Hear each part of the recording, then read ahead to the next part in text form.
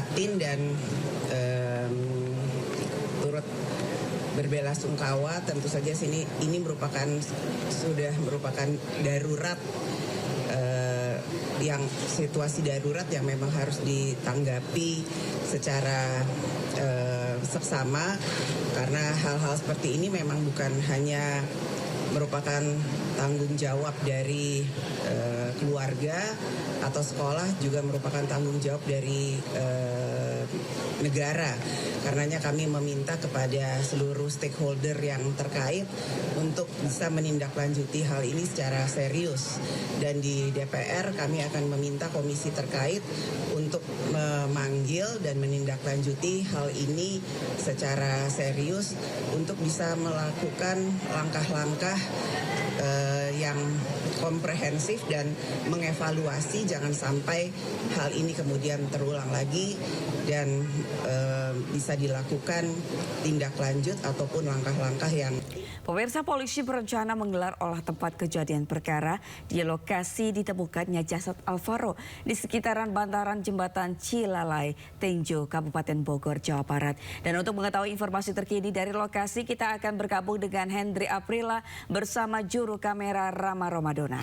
Selamat pagi Hendri, apa saja persiapan olah TKP kasus kematian Alvaro hari ini? Ya, untuk saat ini kami berada di TKP, tepatnya di kawasan Pesanggerahan, Jakarta Selatan. Sedikitnya kita akan menunjukkan bagaimana kondisi di kediaman rumah duka, di mana untuk saat ini kami memantau bahwa informasi yang kami terima dari pihak keluarga masih menunggu hasil tes DNA, pencocokan dari hasil sampel tes DNA keduanya, baik itu dari ayah dan juga ibu kandung dari Alvaro Kiano, di mana bocah berusia 6 tahun yang ditemukan sebelumnya hilang dan kemudian ditemukan dalam kondisi turang belurang. Dan tentu untuk saat ini pun kami memantau dan juga mencari informasi berkaitan dengan olah TKP yang rencananya akan dilakukan di kawasan masjid di sekitaran dari kediaman kakek dan juga neneknya yang berada di kawasan Pesanggerahan, Jakarta Selatan. Tentu dalam hal ini kami memantau bahwa untuk kondisinya di depan kediaman dari rumah kakek, yakni dari Alvaro Kiano sendiri, juga ini tertutup rapat karena memang informasi yang kami terima dari pihak keluarga dan maupun dari pihak tetangga menyampaikan pihak keluarga ini sedang melakukan istirahat untuk nantinya rencananya akan melakukan olah TKP di sekitaran masjid. Dan kemudian juga untuk saat ini pun dari sejumlah warga juga terus menyampaikan informasi berkaitan dengan media yang tidak bisa mendekat untuk 3 hari belakangan ini, karena informasi terakhir yang kami terima hasil tes DNA ini akan diterima pada tanggal 28 November 2025.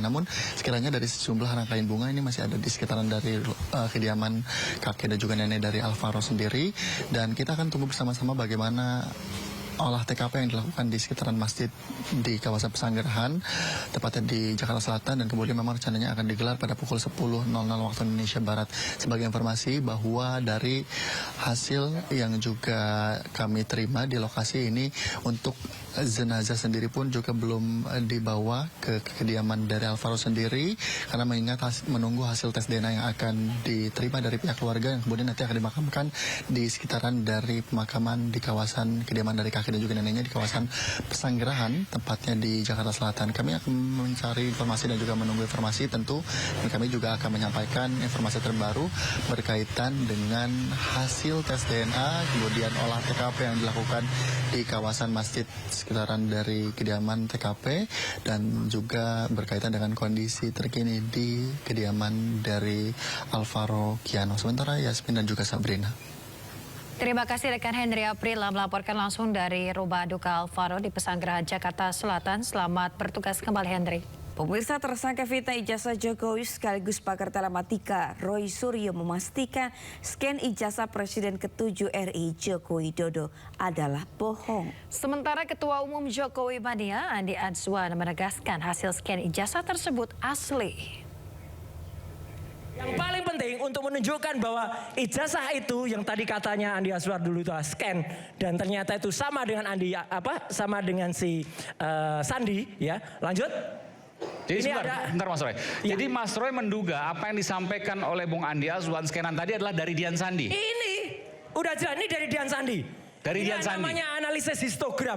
Kalau dua gambar yang berbeda, warnanya juga akan berbeda. Ini warnanya sama persis.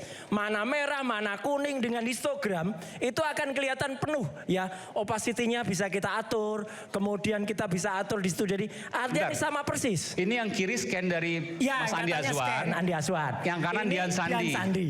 Lihat sama nggak?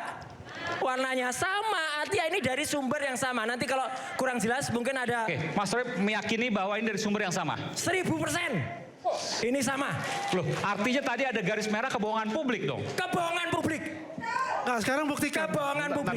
Nanti Mas. Kebohongan publik. Enggak, Ini Mas Bang Andi ini Azwar juga telah garis. melakukan kebohongan publik. Ya, yang dikeluarkan oleh si Andi Azwan tadi kan cuma segini. Bisa aja diambil dari file lain. Bukan full. Kalau mau fair tampilan full, kelihatan nggak merahnya? Ya, ini ada garisnya. Iya, makanya sama. Oke, ada lagi nggak ya file saya? Lanjut, kayaknya sudah. Jadi artinya, sekali lagi malam ini saya bisa pastikan yang disebut scan itu adalah bohong. Dah, itu aja. Pak Iman, saya mempertanyakan tadi itu adalah dengan tone mapping. Bukan, saya tanya. Ini penting.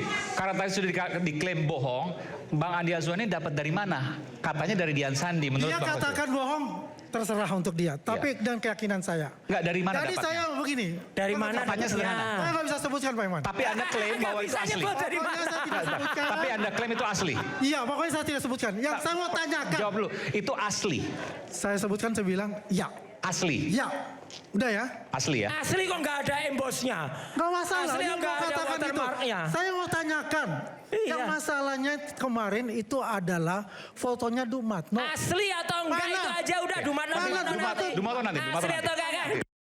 Kementerian Keuangan melalui Bea Cukai akan cegah masuknya barang bekas atau thrifting di pelabuhan. Ya, Purbaya juga akan lakukan investigasi untuk bongkar praktik nakal impor produk ilegal.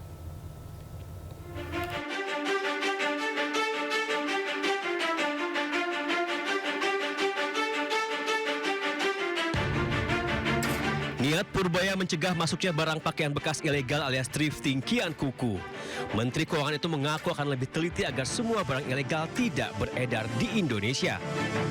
Purbaya bahkan berniat akan memasang mata lebih banyak agar tidak ada celah bagi barang ilegal masuk ke Indonesia. Salah satunya melakukan pengawasan di pelabuhan. Menteri Keuangan Purbaya juga akan melakukan investigasi untuk membongkar praktek nakal impor ilegal. Ya nanti kita cegat di pelabuhannya, kita periksa lebih teliti lagi. Kita akan investigasi lebih dalam dari kasus-kasus yang nyelundup. Pasti kan ketahuan nanti siapa yang pengimportnya. Kalau dulu bisa lepas, ke depan nggak bisa lagi. Jadi memang kalau ilegal ya kita beresin. Sebelumnya dalam rapat dengar pendapat bersama Badan Aspirasi Masyarakat DPR RI, perwakilan pedagang thrifting Pasar Senen, Rifai Silalahi mengaku para pedagang membayar ratusan juta rupiah per kontainer ke oknum petugas di pelabuhan. Rifai juga mengklaim adanya pembayaran suap guna meloloskan pakaian bekas impor ilegal. Memang masuk ke Indonesia hampir semuanya dipastikan ilegal. Masuknya Pak. Karena selama ini Pak, masuknya barang ini secara ilegal ke Indonesia itu hampir ratusan miliar setiap bulan. Biayanya hampir ratusan miliar setiap bulan masuk secara ilegal. Jatuhnya ke oknum-oknum. Langkah tegas Purbaya melawan praktek pakaian bekas ilegal tidak main-main. Purbaya mengklaim gebrakan ini dilakukan sebagai upaya pemerintah melindungi produk dalam negeri. Tim Liputan Ainus melaporkan.